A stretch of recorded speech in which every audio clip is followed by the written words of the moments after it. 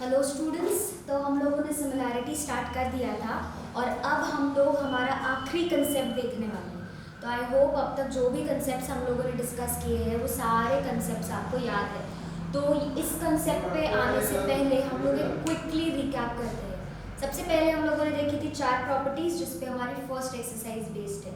तो चारों प्रॉपर्टीज़ आप लोगों को पता होनी चाहिए। उसके बाद जो हमारी सेकेंड एक्सरसाइज थी वो बीपीटी और उसके एप्लीकेशंस पर बेस्ड थी। और जो हमारी थर्ड एक्सरसाइज थी उसमें हम लोगों ने ट्राइंगल्स को सिमिलर प्रूफ किया।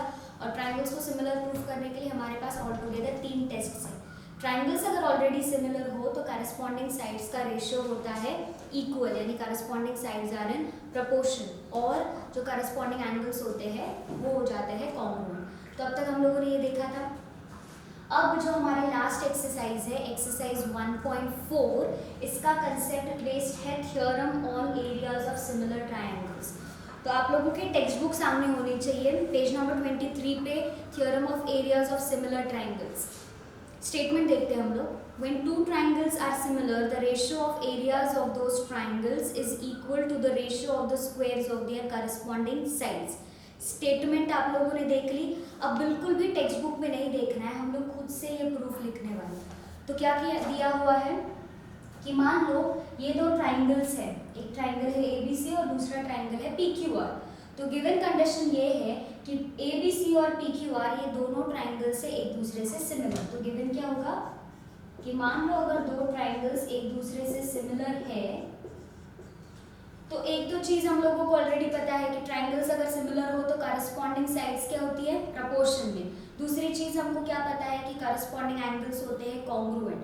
तो यहाँ पे हम लोग थ्योरम के अकॉर्डिंग एक नई चीज पढ़ने वाले हैं, जिसके अकॉर्डिंग अगर दो ट्राइंगल्स एक दूसरे से सिमिलर हो तो उन ट्राइंगल्स के एरियाज का रेशियो, यानी area of triangle ABC upon area of triangle PQR, ये जो रेशियो है it is equal to the ratio of the squares of their corresponding side. Ratio of the squares of their corresponding side, यानी पहले हम लोग corresponding side लिख लेते हैं AB अपॉन PQ इनका स्क्वायर, फिर दूसरी corresponding side BC upon QR इनका स्क्वायर, फिर तीसरा है AC अपॉन PR इनका square.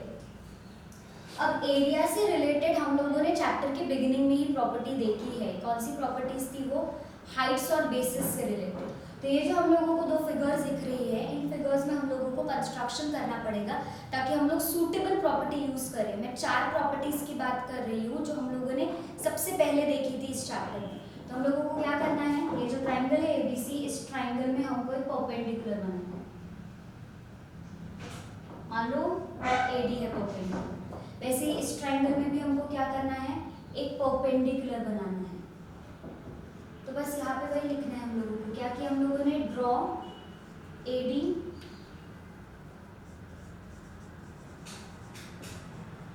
AD perpendicular to BC such that ये पॉइंट्स कैसे हैं, कोलिनियर, B' D' C। वैसे ही दूसरे ट्राइंगल में हम लोग क्या करेंगे, PS perpendicular to QR such that Q' S' R।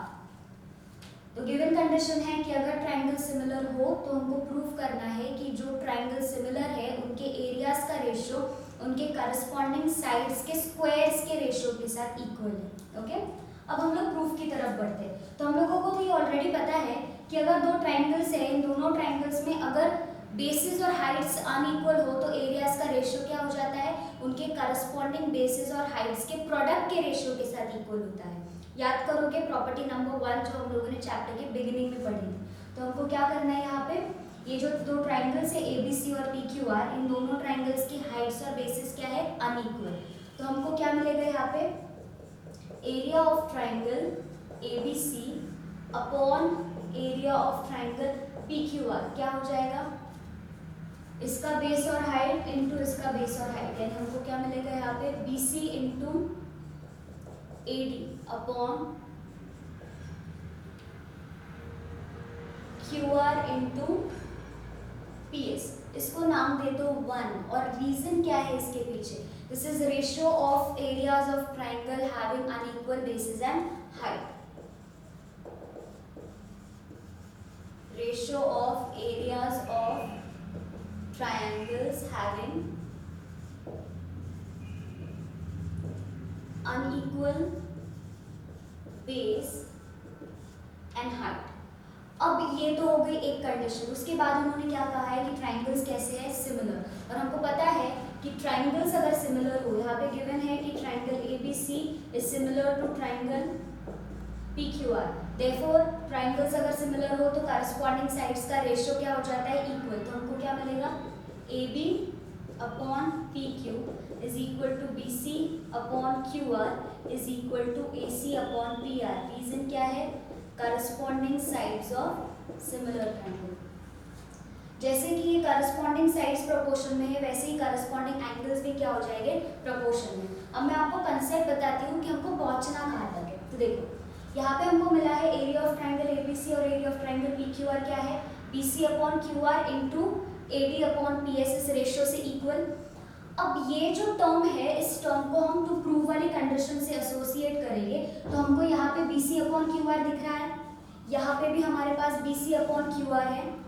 मान लो अगर हम लोगों ने AD अपॉन PS इस रेशियो को BC अपॉन QR इस रेशियो से इक्वल दिखा दिया तो क्या हो जाएगा, ये जो हमारी फर्स्ट कंडीशन है जिसमें BC अपॉन QR ऑलरेडी है, AD अपॉन PS भी BC अपॉन QR से रिप्लेस हो जाएगा। तो हमारा टारगेट क्या है, AD अपॉन PS को BC अपॉन QR से इक्वल दिखाना, ताकि इस फर्स्ट कंडीशन में AD अपॉन PS की जगह पे हम लोग BC अपॉन QR पुट करेंगे, तब वो बन जाएगा BC square upon QR square.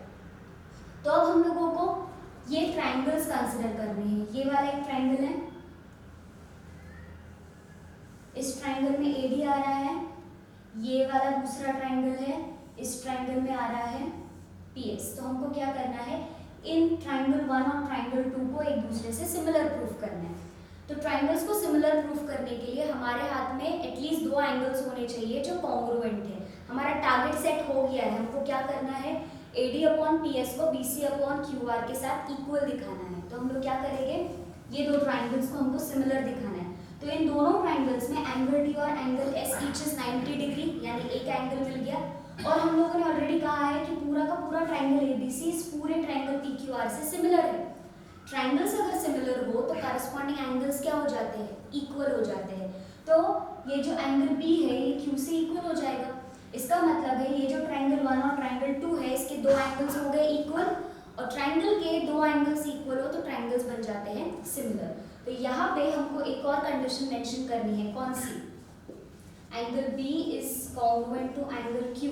Reason, corresponding angles of similar triangle. इसको नाम दे दो 2। ये कंडीशन 1 है, ये कंडीशन 2 है। अब हम लोग कौन सा ट्राइंगल कंसिडर करेंगे, triangle ADB and triangle PSQ।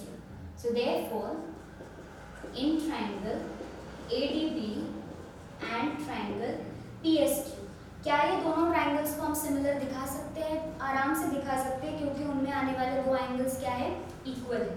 तो angle ADB is congruent to angle PSQ। ऐसा हमने क्यों कहा, because each angle is 90 degree. वैसे ही दूसरे 2 एंगल्स कौन से हैं, B और Q, और ये दोनों इक्वल है क्योंकि हम ऑलरेडी प्रूफ कर चुके हैं। So angle B is congruent to angle Q, reason from 2। ठीक है, अब ये दोनों ट्राइंगल्स हो गए similar. Therefore triangle ADB is similar to triangle PSQ by कौन सी test, by AA test for similarity. और ट्राइंगल्स अगर सिमिलर हो तो इनके करस्पॉन्डिंग साइड्स भी क्या हो जाते हैं, इक्वल हो जाते हैं। तो यहाँ पे हमको क्या मिलेगा, करस्पॉन्डिंग साइड्स का रेशियो, यानी AD upon PS equal to BD upon SQ equal to AB upon PQ। तो अब ये देखो, यहाँ पे ये AD अपॉन PS है और यहाँ पे ये AB अपॉन PQ है। यहाँ पे भी क्या है, AB upon PQ equal to BC upon QR। तो इसका मतलब है ये जो 2 कंडीशंस है, इन दोनों कंडीशंस के according BC upon QR AB upon PQ से इक्वल है। In the same way AD upon PS भी क्या है, AB अपॉन PQ से इक्वल है। तो मान लो हम लोग इस स्टेप को भी नाम देते हैं, इसको नाम देते हैं 2, इसको नाम देते हैं 3, ये हो जाएगा फ्रॉम 3। और इसको नाम देते हैं 4। तो ये जो स्टेप नंबर 2 और 4 है, इसके अकॉर्डिंग हमको क्या मिलेगा, PC upon QR AB upon PQ से इक्वल है और AD अपॉन PS भी AB अपॉन PQ से इक्वल है। तो ट्रांसिटिविटी हो जाएगी। ट्रांसिटिविटी का मतलब क्या होता है, A equal to B, B equal to C, तो A और C क्या हो जाएंगे, इक्वल हो जाएंगे। सो हमको ये स्टेप मिलेगी फ्रॉम स्टेप नंबर 2 एंड 4। कौन किसको इक्वल है, AD upon PS BC upon QR को इक्वल है। यही हमारा टारगेट था। तो फाइनली हमको क्या मिलेगा, therefore BC upon QR is equal to AD upon PS। ये हम लोग कहाँ पुट करेंगे, put in 1।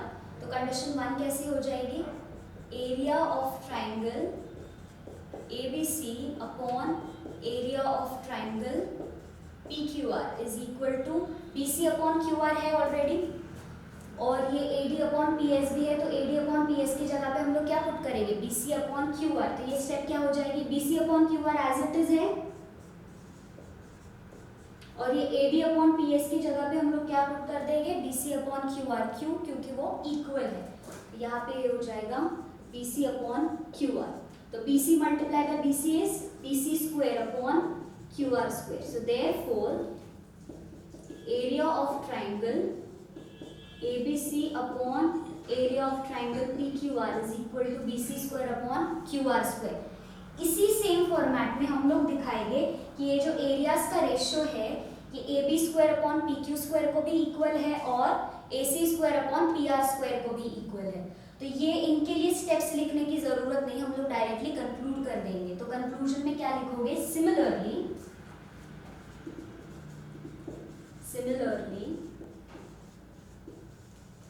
we can show that area of triangle ABC upon area of triangle PQR is equal to remaining दो sides। तो remaining दो sides कौन से है, AB square upon PQ square, AC square upon PR square। Hence the theorem is proved। सिर्फ BC square upon QR square के लिए हम लोगों ने प्रूव कर दिया है, और बाकी दोनों के लिए हम लोग क्या लिखेंगे, सिमिलरली। तो putting it all together, given condition क्या क्या है, ट्राइंगल्स अगर सिमिलर हो तो हम लोगों को प्रूव करना है कि उन ट्राइंगल्स के एरियाज का रेशियो उनके करस्पॉन्डिंग साइड्स के रेशियो के स्क्वायर के साथ इक्वल होता है। तो यहाँ पे हम लोगों ने जो 4 प्रॉपर्टीज थी जो हम लोगों ने पहली एक्सरसाइज में देखी थी, उन 4 प्रॉपर्टीज में से एक प्रॉपर्टी का यूज करके हम लोगों ने किया है। तो उसमें क्या होता है, एरियाज का रेशियो जो है वो उनके करस्पॉन्डिंग साइड्स के बेस और हाइट के साथ इक्वल हो जाता है। कब, जब हाइट्स और बेसेस हो जाते हैं अनइक्वल। तो हमारा टारगेट है AD अपॉन PS को BC अपॉन QR से इक्वेट करना।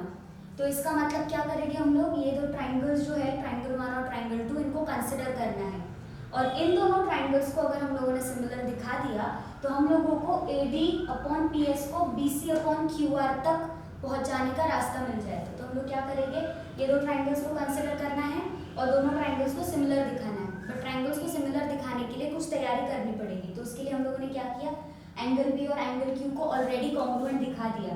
क्यों है B और Q ऑलरेडी कॉन्ग्रुएंट, क्योंकि वो सिमिलर ट्राइंगल्स के करस्पॉन्डिंग एंगल्स है। तो ट्राइंगल्स अगर सिमिलर हो तो करस्पॉन्डिंग साइड्स हो जाते हैं प्रोपोर्शनल और करस्पॉन्डिंग एंगल्स हो जाते हैं कॉन्ग्रुएंट। फिर हम लोगों ने जो एक्सपेक्टेड ट्राइंगल्स थे उनको कंसिडर किया और ट्राइंगल्स को सिमिलर प्रूव कर दिया। ट्राइंगल सिमिलर हो तो corresponding sides are in proportion. तो यहाँ से हमको क्या मिला, AD upon PS AB upon PQ से इक्वल है, और इसके पहले वाले स्टेप में क्या मिला, AB upon PQ BC upon QR से भी इक्वल है। यानी BC अपॉन QR और AD अपॉन PS को कनेक्ट कौन कर रहा है, AB अपॉन PQ। तो इन दोनों कंडीशंस को जब हम कंबाइन करते हैं तो हमको मिलता है BC upon QR is equal to AD upon PS।